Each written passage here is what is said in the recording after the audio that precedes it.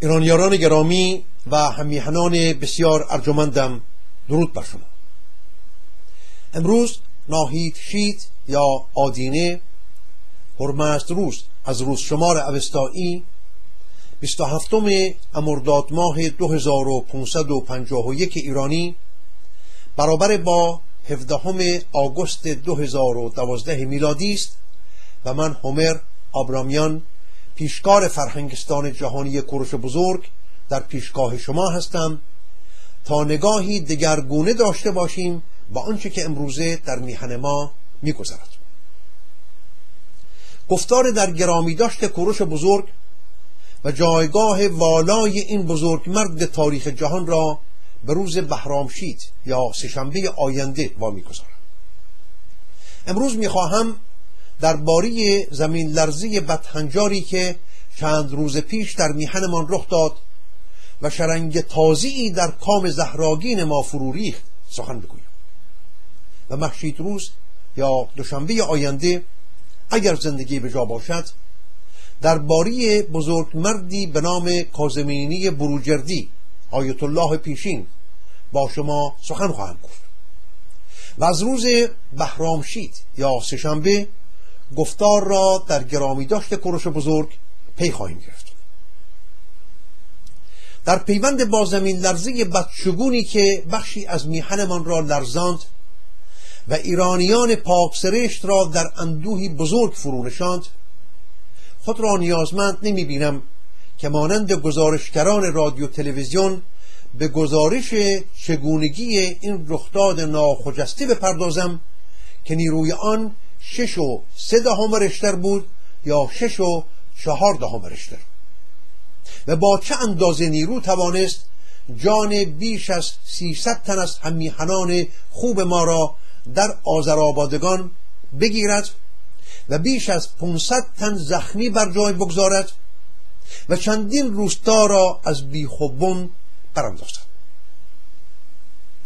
نمیخواهم از آن کودک 2-3 ساله‌ای سخن بگویم که بیدی بزرگتر از پیکر خود را به دست گرفته و در زیر خروارها خاک و سنگ مادرش را جستجو می کند، و یا آن دختر بچه 2-3 ساله‌ای که همانند مادر بزرگهای فرزند از دست داده بر روی آوار خانه‌اش نشسته و زانوی غم در بغل گرفته است که با آینده هراس‌آورش چه کند.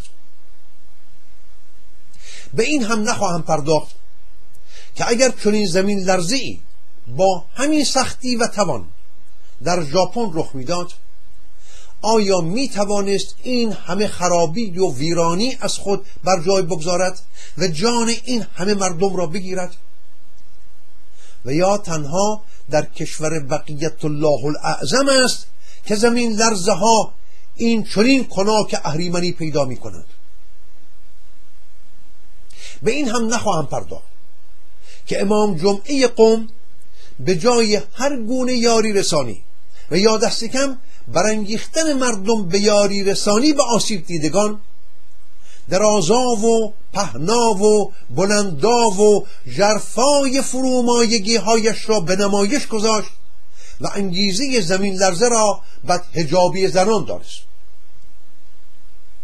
سونامی ژاپن و سونامی اندونزی را هم با هم برابر نخواهم گذاشت تا بپرسیم که چرا آن سونامی که در سال 2004 با نیروی 9 ریشتر در اندونزی پدید آمد نزدیک به 200,000 تن از مردم آن سرزمین را کشت، ولی سونامی همانندی که سال گذشته با همان نیرو در ژاپن رخ داد نتوانست بیش از 10% از شمار کشته شدگان اندونزی را بکشد.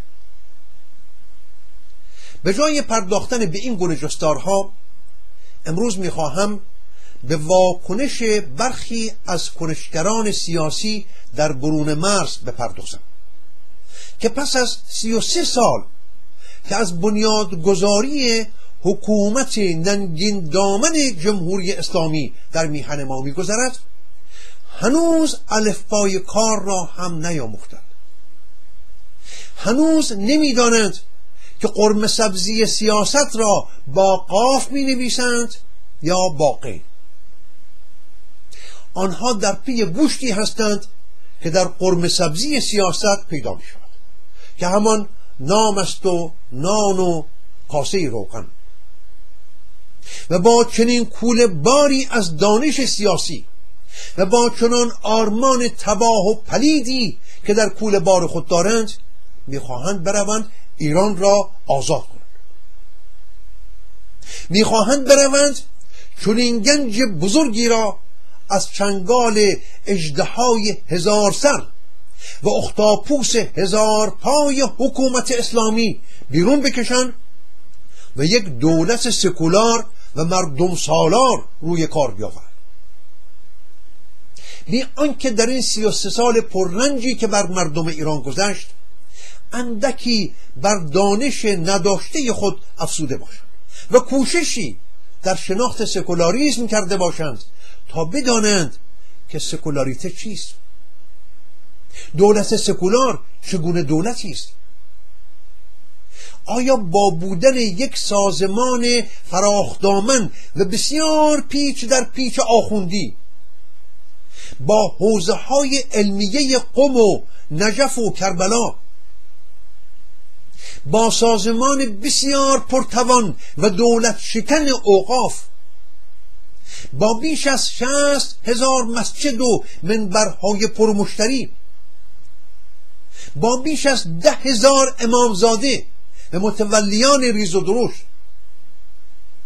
با دارا بودن سرمایه هایی برون از شمار که در خیال هم نمی گنجد و با چند صد هزار آخوند و روزخان و نوحه خان و رمال و قاری قرآن، با پشتیبانی های همه سویه بازار و بدتر از همه با مردم مغز شستی که درصد بزرگی از آنها هنوز هم به عالم بودن این مارخار اهرمن چهرگان باور دارند و هنوز بر جای پایشان بوسه میزنند و هنوز آب نیم خورده در لیوانشان را داروی دردهای بیدرمان خود میدانند و بدون فراهم آوردن پیش زمینه‌های فرهنگی و آموزشی آیا میتوان دولت سکولار روی کار آورد؟ در دورانی که هنوز بسیاری از این رهبران سیاسی در پی به دوزخ شتافتن هر یک از این مارخوار اهرمن چهرگان به ملت ایران تسلیت میگویند، آیا اندیشه سکولاریسم در چنین سامه‌هایی برای ایران تنها یک خواب و خیال دست نیافتنی نیست؟ آیا با خرد ما یغل دغل بازی نمی کنند؟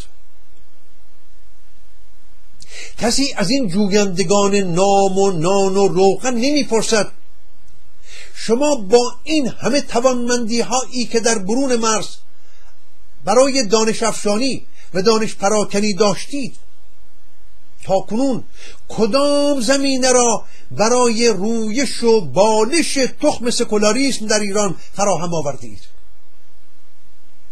با این همه رسانه های ریز و درشت برون مرزی جز این که به دستاویز دروغین احترام گذاشتن به عقاید دیگران سدی در برابر روشنگران جان بر کف برافراشتید و هر که خواست پرده از روی راستی ها بردارد، اگر زورتان رسید پوزه بندی بر دهانش زدید، پیغام در پی پیغام فرستادید که احساسات مردم را جریحه دار نکنید و اگر زورتان نرسید با 1000 دوز و کلک خانه نشینش کردید. احترام به عقاید مردم؟ به کدام عقیده باید احترام گذارید؟ به چه عقیده‌ای باید ارج نهاد؟ آن فتوایی که در سال 67 آیت الله خمینی به کشتن زندانیان سیاسی داد مگر برآمده از یک باور و یک عقیده دینی نبود؟ همیهنانم آن عقیده و آن باور را برای شما میخوانم تا دامنه نادانی و فرومایگی برخی از این کنشگران سیاسی را نشانتان دهم. اینها با چنین کوله باری از دانش و دلیری سیاسی می‌خواهند بروند حکومت اسلامی را براندازند و دولت سکولار بر سر کار بیاورند. بدا به روزگار ما مردم ایران با این کنشگران سیاسی ما.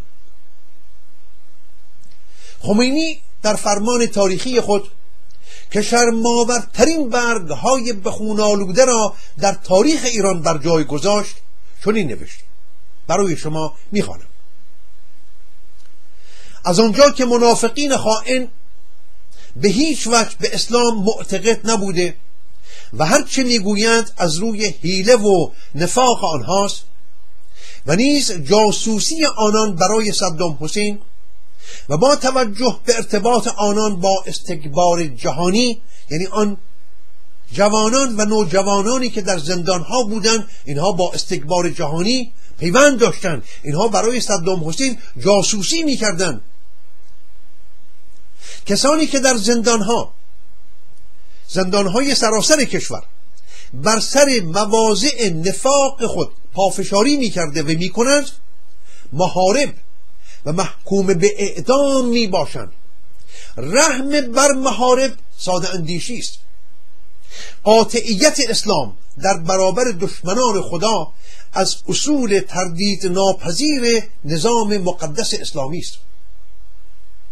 امیدوارم با خشم و کینه انقلابی خود نسبت به دشمنان اسلام رضایت خداوند متعال را جلب نمایید. همیهنانم بنگرید، هیچ سخنی از ایران در میان نیست. الله هست و اسلام هست و رسول. نظام مقدس اسلامی کاری به ایران ندارد. آقایانی که تشخیص موضوع بر عهده آنان است وسوسه و شک و تردید نکنند و سعی کنند اشداً علی الکفار باشند.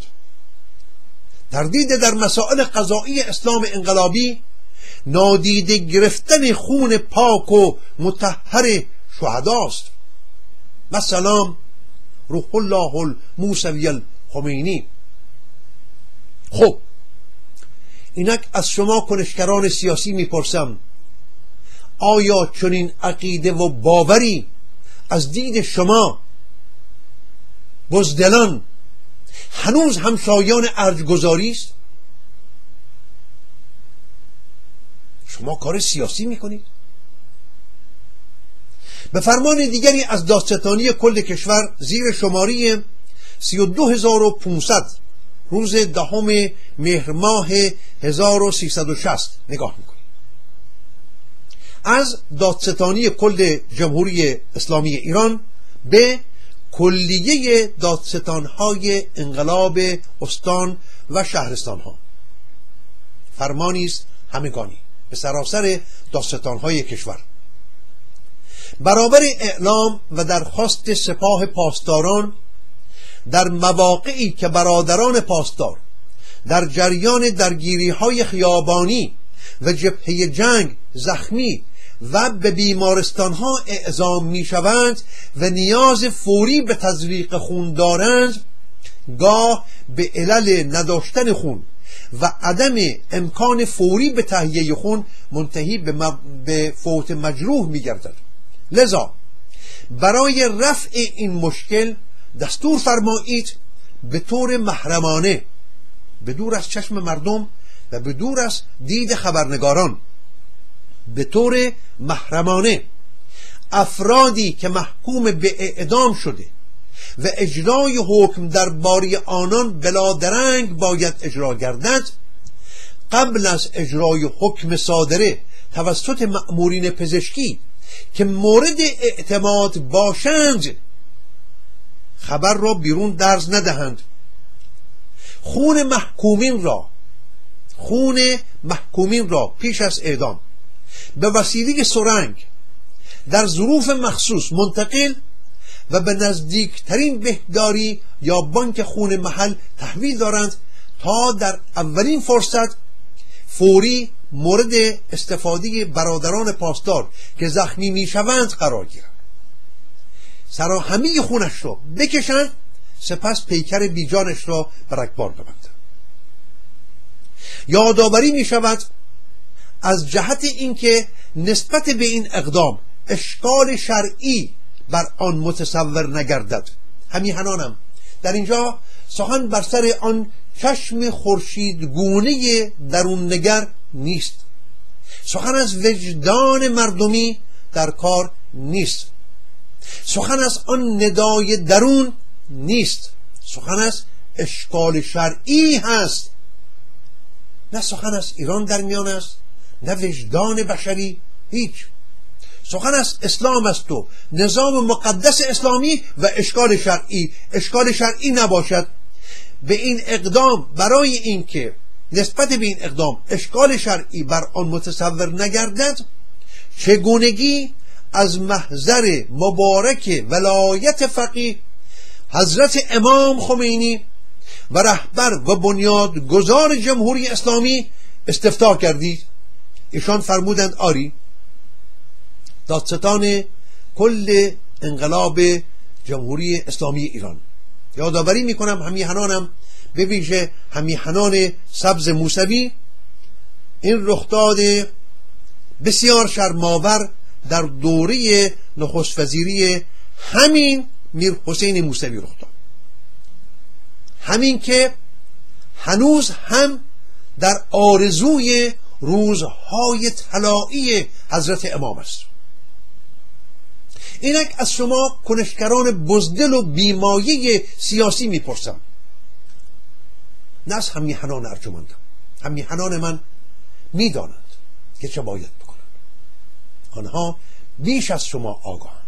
من از شما کنشگران بزدل و بیمایه سیاسی میپرسم، آیا به چنین عقیده و باوری باید احترام گذاشت و یا باید با همه دانش و توانش خود به ستیز با آن برخاست؟ مگر فتوای مرگ سلمان رشدی از سوی خمینی و فتوای کشتن شاهین نجفی از سوی دایناسور پوسید و استخوانی به نام آیت الله صافی گلپایگانی برآمده از یک عقیده و باور دینی نبود؟ آیا باید به این گونه عقیده ها احترام گذاشت؟ آنانی که سر و کله خود را در سوی دشمنان میهن اهورایی تکه پاری می کنند، با کارد آشپزخانه پیشانی کودک خود را در سوی تازیان می شکافند، گل بر سر و روی خود می مانند، با قمه کله خود را می شکافند، مگر این همه را بر پایه یک عقیده و باور دینی نمی کنند؟ آیا این کارها و این گونه باورها را باید ارج گذاشت، احترام گذاشت به عقاید مردم؟ آنانی که در زندانها به زن و مرد ایرانی دستیازی کردند، مگر بر پایه عقیده و باورشان نکردند؟ آن پتیارگان اهرمنخویی که شباهنگام دوشیزگی دخترکان نوجوان را در زندانها برداشتند و سپید دمان و رگبار گلولشان بستند، مگر این همه پلیدی را بر پایه عقیده و باورشان نکردند؟ آن فرومایگان خرد گم کرده ای که بمب به شکم خود میبندند و در جای جای جهان بیگناهان را به خاک و خون میکشند، مگر آن همه مردم بیگناه را به پیروی از یک عقیده و باور نمیکشند؟ این کدام عقیده است که باید با آن احترام گذاشت؟ در کجای جهان دیده شده است که روشن فکران به عقاید پست و بازدارنده و تباه کننده جان و جهان احترام بگذارند؟ این چه یاوه‌ای است احترام گذاشتن به عقاید دیگران؟ مگر ولتر فرانسوی یا اسپینوزای یهودی و یا نیچه آلمانی به عقاید و باورهای کشیشان و پیروان خرد باختشان احترام گذاشتند؟ و اگر چنین میکردند، آیا اروپا هنوز هم در بند اسارت ننگین کلیسا نبود؟ میخواهند دولت مردم سالار یا دموکرات روی کار بیاورند، بی آنکه بدانند یک دولت مردم سالار چگونه ساختاری دارد و بر کدامین شالوده ها استوار است، پیشینه فرهنگی و سیاسی و دینیش چیست. گمان میکنند چون اروپایی ها توانستند با کوتاه کردن دست خونریز کشیشان از سر مردم خود شالوده های دموکراسی را پیریزی کنند، اینها هم می توانند با کوتاه کردن دست آخوند از کارهای کشوری و فرستادن آخوند به مسجد دموکراسی را در ایران نهادینه کنند به همین آسانی، بی آنکه کمترین شناخت از سرشت و درون مایه مسیحیت و سرشت و درون مایه اسلام داشته باشند، بی آنکه بدانند که مسیحیت در سرشت خود یک دین حکومتی نیست و اسلام در سرشت خود یک دین حکومتی است. و به گفته خمینی در کشف الاسرار میخوانم برای شما،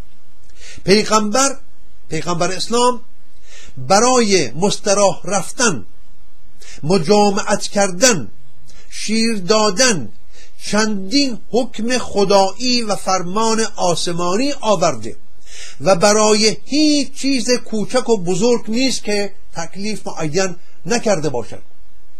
خمینی می نویسد، حضرت امام خمینی بنیادگذار جمهوری مقدس اسلامی، در کشف الاسرار بخوانید، قانونهای اسلام مانند قانون مالیات و قضا یعنی دادگستری و نظام ارتش و ازدواج و طلاق و حدود و قصاص و جلوگیری از مسکرات و ساز و نواز و زنا و لواط و قوانین تطهیر و پاکیزگی، گرما برفتن، تنشویی و تنظیف و وضو و غسل و امثال آنها قوانین ثابت الهی هستند.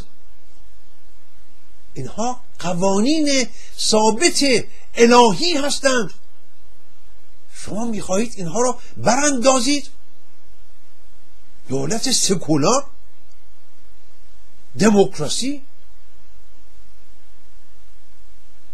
بر پایه این اندیشه و این باور همیهنانم نمیتوان هم مسلمان بود و هم فرمان الله و قوانین ثابت الهی را نادیده گرفت. خب نمیشه. نمیتوان هم مسلمان بود و هم به گفته خمینی قانونهای برآمده از مغزهای سفلیسی نمایندگان مردم را بر قوانین الهی برتری داد. سخن خمینی است. گفت اینها قوانینی است که از مغزهای سفلیسی برآمده. قانون الله. نمیتوان هم مسلمان بود و هم ملت ایران را جدای از امت اسلام شمرد و به ارزش‌های میهنی بیش از ارزش‌های اسلامی بها داد. نمی شود. از برابری حقوق زن و مرد سخن میگوید، ولی در 33 سال گذشته نیم نگاهی هم به نهج البلاغه نینداختند تا بدانند که حضرت علی فرموده است این سخن امام است، سخن خمینی نیست، سخن هومر آبرامیان نیست، سخن فلان رهبر سیاسی نیست، سخن حضرت امیر است در نهج البلاغه که میفرماید ای مردم این بدانید که زنان ناقص العقل و ناقص البخت و ناقص الایمانند. نقصان عقلشان توضیح هم میدهد، چرا گزارش میکند، باز میکند. نقصان عقل زنان از این است که شهادت 2 زن برابر 1 مرد است و نقصان بختشان در این است که زنان نیمی از مرد ارث میبرند و نقصان ایمانشان در بازنشستگی ایشان از نماز و روزه در روزهای حیضشان می باشد. در دوره ماهانه نمی توانند نماز بگذارند روزه نمیتوانند بگیرند. خب ناقصن. بنابراین بکوشید. باز هم فرمان حضرت امیر است، سخن خمینی نیست، سخن خامنه‌ای نیست که بگویید اینها اسلام را خراب کردند، اینها اسلام را نمیشناسند. او میفرماید، امیر میفرماید، امیرالمؤمنین میفرماید بنابراین بکوشید از زنان بپرهیزید. شما سیاستکاران از زنان بپرهیزید و از خوبان آنها نیز برحذر باشید و اگر شما را به کار نیکی هم فرا بخوانند از آنها اطاعت مکنید تا مبادا طمع ورزیده و به کارهای زشتتان وادار کنند. همین حضرت امیرالمؤمنین در همون نهج البلاغه به فرزند خود اندرز میدهد که ای پسر، ای حسن، زنهار در هیچ کاری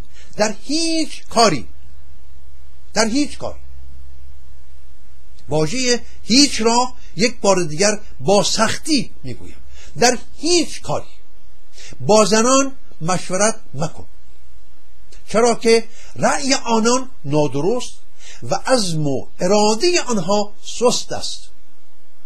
زنان سست عنصرند، عزم و اراده آنها سست است. این سخن من نیست، سخن خمینی و خامنه‌ای نیست، سخن احمدی نژاد و ابوالحسن بنی صدر نیست، سخن علی اصغر حاجی جوادی نیست، سخن عبدالکریم لاهیجی نیست که همه باور دارن این سخنان رو. این سخن حضرت امیر است. با زنان زنهار در هیچ کاری با زنان مشورت نکن، چرا که رأی آنان نادرست و عزم و اراده آنها سست است.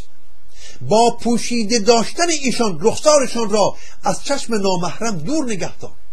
چه بهتر اگر بتوانی کاری کنی که آنان جز تو، یعنی زنان تو، زنان شبستان تو، همسران بیشمار تو، کس دیگری را نشناسند، از خانه بیرون نروند، هیچ کسی را نبینند و نشناسند. در عزیز داشتن زن افراط مکن. با چنین آموزه های دینی و با احترام گذاشتن به چنین عقایدی کنشگران سیاسی ما میخواهند بروند زنان ایران را در جایگاهی برابر با مردان بنشانند انشاءالله.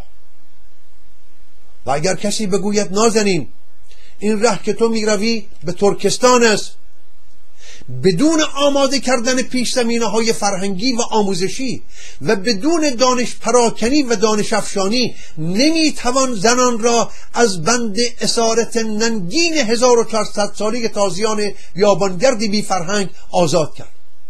اگر چنین بگوییم بدین ستیزی بدنامت میکنند، 1001 انگ بر پیشانیت میکنند، 1000 گونه لجن بر پیکرت میباشند تا دیگر گستاخی نکنی و دکان نام و نان و روغنشان را به هم نریزی و بروی در تنهایی خود بتمرگی. از آزادی سخن میگویند و خواهان آزادی میشوند، میخواهند همه ما را آزاد کنند، بی آنکه بدانند آزادی چیست و کرانه های پیدا و ناپیدایش کدامند، بی آنکه بتوانند به ما نشان دهند که این کدام بند است که ما میخواهیم دست و پای جان را از آن بگشاییم. آیا من آزادم که مستانه سر پشت فرمان اتومبیل بنشینم و با شتابی برابر 100 کیلومتر در خیابانهای شهر برانم؟ حتی در سان فرانسیسکو یا در نیویورک، کشور آزاد، در مسکو، در توکیو. آیا من آزادم که نیمه شبان در خیابانها عربده کشی کنم؟ آیا من آزادم که خاکروبه های خانه‌ام را در خیابانهای شهر بریزم؟ آیا هر بندی را باید از دست و پای جان گشود؟ کدام دلداده را میشناسید که بخواهد بند مهر و دلدادگی دلدار را از دست و پای جان بگشاید؟ کدام عاشق را میشناسید که میخواهد آزاد بشود از عشق، از بند عشق؟ آیا پیوندهای خانوادگی که میان پدر و مادر و فرزندان و خواهران و برادران و میان دوستان هست، بند پیوند دوستی، باید گسیخته بشوند که ما آزاد بشویم؟ خب بیگمان خواهند گفت نه، ما از آن آزادی سخن نمیگوییم، ما از آزادی سیاسی سخن میگوییم. بسیار. آنگاه میپرسم آیا من آزادم که برای دشمنان میهنم جاسوسی کنم؟ آیا من آزادم در دولتی که شما روی کار خواهید آورد حزبی مانند حزب توده بنیاد بگذارم، رادیو و تلویزیون و روزنامه و هفته‌نامه های گوناگون راه بیاندازم و گروهی پشت به میهن کرده های ناسپاس و دشمنیار را گرد خود فراهم بیاورم و بکوشم تا میهنم را همانند تکه پارچه بی ارزشی بر پیکر کشور همسایه شمالی وصله بزنم؟ بکوشم تا درفش خونین داس و چکش را جایگزین درفش شیر و خورشید نشان ایران کنم؟ این آزادی است؟ آیا من آزادم که برای تجزیه کشور بکوشم؟ مگر این کار سیاسی نیست؟ اگر من برای چنین اهریمنی رایات و این گونه پتیارگی ها آزاد نیستم، پس دامنه آزادی من تا کجاست؟ من تا کدام کرانه آزادم؟ کدام یک از شما کنشگران سیاسی می توانید کرانه های پیدا و ناپیدای آزادی مرا نشانم دهید؟ من تا کجا آزادم؟ از پادشاهی مشروطه سخن میگویند، بی آنکه نیم نگاهی به تاریخ مشروطه ایران انداخته باشند و بدانند مشروطه چیست، بی آنکه یک بار حتی رنج خواندن و بررسیدن قانون اساسی را که خونبهای همان جنبش مشروطه بود به خود داده باشند. پادشاهی مشروطه میخواهند. گروه دیگری جمهوری خواهند. ولی اگر بپرسی میان جمهوری اسرائیل و جمهوری هند و جمهوری فرانسه و جمهوری آمریکا و جمهوری عراق و جمهوری مصر چه دگرگونی های پیدا و ناپیدا هست، مانند یک چارپای سنگین بار در گل فرو می‌بارد. بسیاری از کنشگران سیاسی امروز ما همان کنشگران سیاسی ننگین دامن روزهای انقلاب سیاه اسلامی هستند. این دایناسورهای پوسیده استخوان، این خودخواه ها بی کمترین کوششی برای پاک کردن ننگی که بر دامن خود دارند دست از سر مردم ایران بر نمی دارند و خودشان را بازنشسته و زنده به گور نمی کنند. اگر برای من زندگی به جا باشد، در یکی دو هفته دیگر رخک از چهره بسیاری از این کنشگران ننگین دامن سیاسی که با ندانم کاری های خود میهن ما را دچار روزگار بدهنجار کردند برخواهم داشت و چهره زشتشان را بی رخک به شما نشان خواهم داد. جوانترها هم که به میدان آمدند نه کشور را آنگونه که هست میشناسند، نه کمترین شناختی از مردم شناسی ایران دارند، نه ساخت و بافت همبودگاه ایرانیان را میشناسند، نمیدانند بلوچستان کجاست و چگونه مردمی دارد، نه کردستان و آذربایجان و خوزستان را میشناسند، نه با گیتا شناسی ایران آشنایی دارند، نه چیزی از شطرنج سیاسی شنیدند، نه چشم برای دیدن دستهای پنهان پشت پرده دارند، نه زبان پارسی را درست میدانند تا واژه‌های سیاسی را درست به کار گیرند و نه درون مایه واژه‌های تازی را که در ادب سیاسی ما جا خوش کرده‌اند میشناسند. میگویند جمهوری اسلامی مشروعیت ندارد و هنوز ندانستند که تنها حکومتی که در زیر آسمان خدا مشروعیت دارد همین حکومت ننگین دامن اسلامی است. نمیدانند که حکومت مشروعه گونه ای از حکومت است که بر بنیاد قوانین شرع اسلام بنا گشته باشد. خب آیا جمهوری اسلامی استوار بر فقه شیعه نیست؟ این حکومت مشروعیت ندارد؟ دهان باز میکنید مانند گونی گردو واژه ها را بیرون میریزید که حکومت اسلامی مشروعیت ندارد. میگویند جمهوری اسلامی غیر قانونی است و کسی نمیپرسد که غیر قانونی یعنی چه؟ یعنی قانون ندارد؟ پس آن خبرگان که در ستورگاه اسلامی نشستند و با اندیشه ها و باورهای اسلامیشان برای این حکومت قانون اساسی نوشتند به خود خندیدند؟ آن قانون نبود؟ و یا این برگزیدگان ولی فقیه که به نام نمایندگان مردم در ستورگاه اسلامی می نشینند، مگر برای این نمی نشینند که کردوکار حکومت را با داده های شرع مقدس اسلام و فقه شیعه اثناعشری برابری دهند و با مالکشی های اسلامی هر ناراستی را راست و هر زشتی را زیبا نشان دهند؟ پس چگونه است که میگویید این حکومت غیر قانونی است؟ یعنی چه غیر قانونی است؟ آیا با رأی مردمی که فریب شما روشن فکران پیش از انقلاب را خوردند بر سر کار نیامد این حکومت؟ میگویند زندانی سیاسی آزاد باید کرد. زندانی سیاسی آزاد باید کرد. و شوربختانه از این سنگستان ویران صدایی بر نمیخیزد که بپرسد کدام زندانی سیاسی؟ مگر حکومت اسلامی زندانی سیاسی دارد که آزاد باید گردد؟ هم میهنانم من یک بار دیگر با صدای بلند از این حکومت ننگین دامن اسلامی پدافند میکنم و میگویم حکومت خونریز و آدمکش و جان آزار اسلامی تنها و تنها حکومتی است در جهان که هیچ زندانی سیاسی ندارد. مگر جمهوری اسلامی کار سیاسی میکند که پادندیشان و ناسازگارانش را سیاسی بنامد؟ این حکومت یک حکومت الهی است. کاری که این حکومت میکند اجرای فرمانهای الهی است. هر که بر آن خورده بگیرد بر الله و رسول خورده گرفته است. هر که در برابرش بایستد در برابر الله و رسول ایستاده است.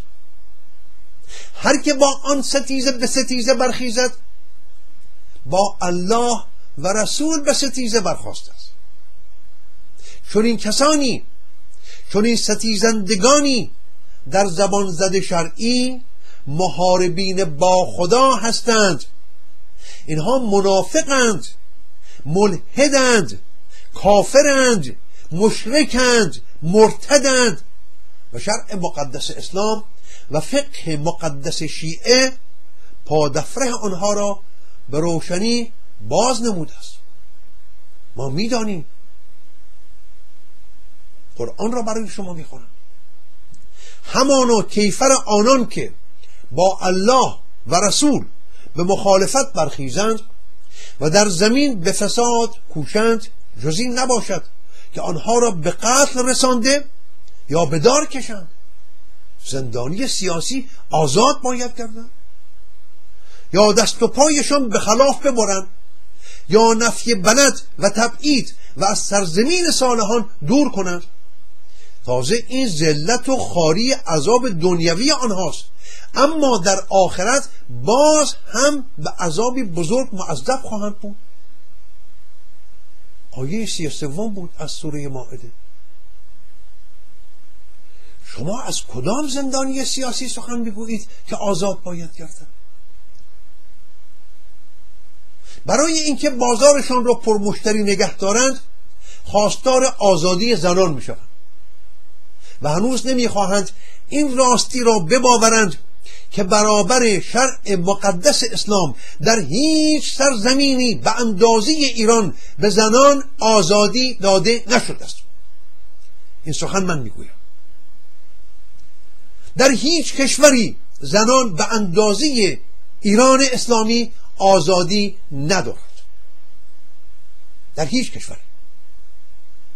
در کدام کشور جهان یک دختر 12-13 سالی میتواند برابر قانون، با پشتیبانی قانون و با ارجگذاری بسیار، خود را در برابر 70,000 تومان که کمتر از $50 است به هر ددمنش اهرمنخویی بفروشد و قانون نه تنها از کار او جلوگیری نکند، بلکه قانون و حکومت به پشتیبانی او نیز برخیزد و دخترکان دیگر را نیز به این کار برانگیزد.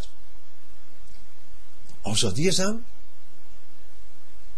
در کدام کشور زنان این همه آزادی دارند که تنها با خواندن چند واژه‌ای که آرش آنها را هم نمی‌دانند از بستر این مرد به بستر آن مرد خیز بردارند و یک روسپیخانه بیدار و پیکر اسلامی به نام سیقه در کران تا کران آن سرزمین بلادیده پدید آورند؟ آزادی زن؟ در کدام کشور زنان این همه آزادی دارند که به خیابانها بریزند و با مشت‌های گره کرده عربده بکشند مرگ بر آمریکا، مرگ بر اسرائیل؟ خب اینها آزادی نیست؟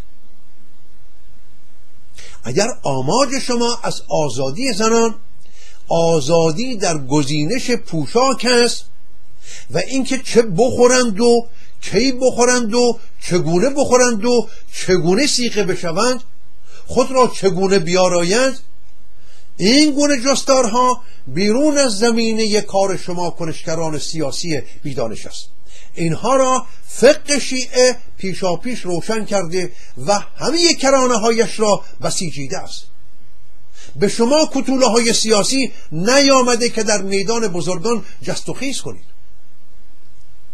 امروز هم که زمین لرزه بدفرجامی بخشی از سرزمین بلادیده ما را لرزاند و شرنگ تازی در کام مردم بینوای آذرآبادگان فرو ریخت، باز این کتوله ها بالا برافراشتند و به خردگیری از کار حکومت اسلامی پرداختند که چرا احمدی نژاد در چنین روزهایی که میهن دچار این همه درد و بلاست دست زن و بچه‌اش را گرفته و به حجاز رفته است. همیهنانم، امروز من از همین سخن به اندازی به خشم آمدم که شوربختانه نمیتوانم خود را اداره کنم. اینها دردشان این است که چرا احمدی نژاد در چنین روزهایی دست زن و بچه‌اش را گرفته رفته است به حجاز؟ مگر رئیس جمهور ایران نیست؟ مگر رئیس جمهور ایران نیست؟ جل الخالق، ما تاکنون نمیدانستیم که احمدی نژاد رئیس جمهور ایران است.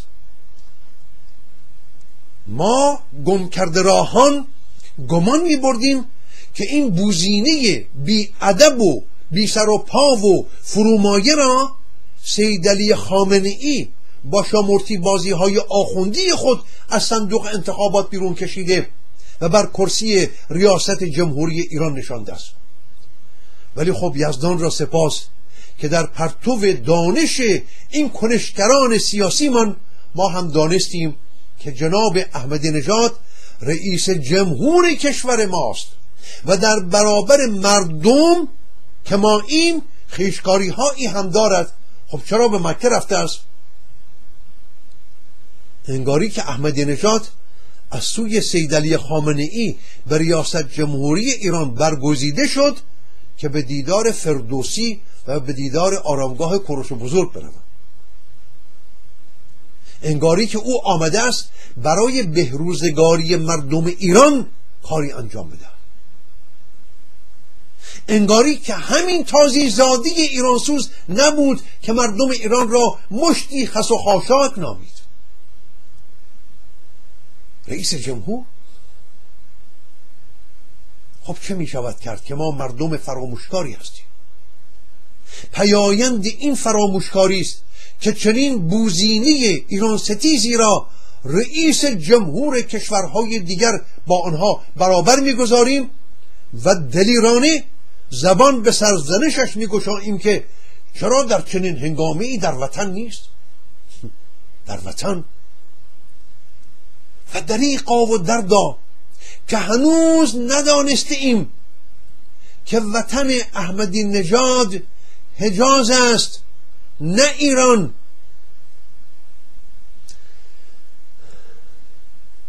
خانه و خاک پدریش حجاز است نه ایران. اینها به ایران نیامدند که آبادش کنند، اینها آمدند که کار ناتمام خالد ابن ولید و سعد ابی وقاص را به پایان برسانند که دارن میرسانند. اینها آمدند که آسیاب‌های خون در ایران راه بیندازند که انداختند. اینها آمدند که زنان و دختران خوبچهر ایرانی را به روسبه خانه‌های کشورهای عربی ببرند و بفروشند که بردند و فروختند. کجایید شما کنشگران سیاسی؟ رئیس جمهور؟ اینها آمدند که مانند نیاکان خونریز خودشان پسر بچه های ایرانی را اختی کنند که با پخش و گسارش تریاک و هروئین و شیشه و دیگر داروهای هوشربا اختشان کردند.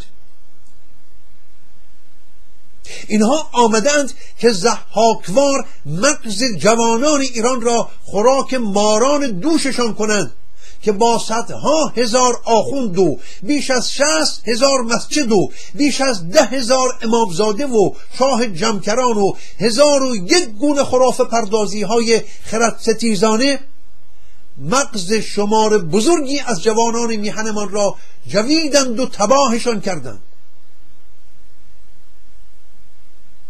گله دیگر کنشگران سیاسی ما این بود که دبیر کل جمعیت هلال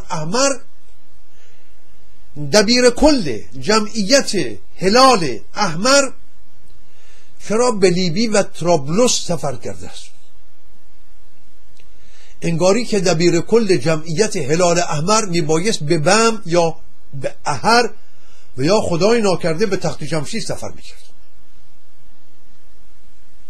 از این کنشگران سیاسی ترسوی بیدانش پشت به میهن کردی میپرسم، نخست از همین سازمانی که نام بردید به جز واژه دبیر کدام بخش دیگرش نام ایرانی دارد که سرپرستش ایرانی باشه؟ دبیر کل جمعیت هلال احمر. مگر این سازمان نکوکاری شیر و خورشید ایران بود که سرپرستش نمی بایست به لیبی و طرابلس سفر کنه؟ مگر آن روزی که نام شیر و خورشید را از این سازمان برداشتند و نام هلال احمر را بر آن گذاشتند شما سیاستکاران ندانستید که چه بر سر ایران آوردید؟ مگر آن روزی که خلخالی شاهاب پارس را خلیج اسلامی نامید شما ندانستید کشورتان را در چه سراشیبی مرگ انداخته اید؟ در آذر ماه 1360 تازی هنگامی که خمینی گفت یوم الله روزی است که حضرت امیرالمؤمنین شمشیر کشید و خوارج را از اول تا آخر درو کرد و تمامشان را کشت، ایام الله روزهایی است که خداوند تبارک و تعالی یک زلزله وارد می کند، یک سیلی وارد می کند، یک طوفانی وارد می کند تا به این مردم شلاق بزند که آدم بشوند. امیرالمؤمنین اگر بنا بود مسامحه کند شمشیر نمی کشید تا 700 نفر را یک دفعه بکشد. در حبس‌های ما بیشتر این اشخاص هستند که مفسدند. اگر ما اینها را نکشیم و هر یکیشان را بیایند بیرون آدم میکشند، آدم نمیشوند. اینها شما علما چرا فقط سراغ احکام نماز و روزه می روید؟ به شما مالکشان تلویزیونی میگوید این سخن را. چرا هی به سراغ آیات رحمت در قرآن می روید و می خوانید؟ چرا نمی روید آیات قتال را بخوانید؟ این سخن از من نیست، این سخن از مرد بزرگی است به نام خمینی که آمد که پرده از روی راستی ها بردارد، ولی شما روشنفکران دوباره پرده بر روی راستی ها کشیدید و مالکشی آغاز کردید. او خواست ملت ایران را بیدار کند، شما دوباره با لالایی های دلنشین خود باز یک بار دیگر با آن واژه هایی که با آنها یغل دوغل بازی کردید ملت را به خواب فرو بردید. او میگوید چرا نمی روید، چرا هی آیات رحمت را در قرآن میخوانید و نمی روید آیات قتال را بخوانید؟ رحمت مخالف با خداست.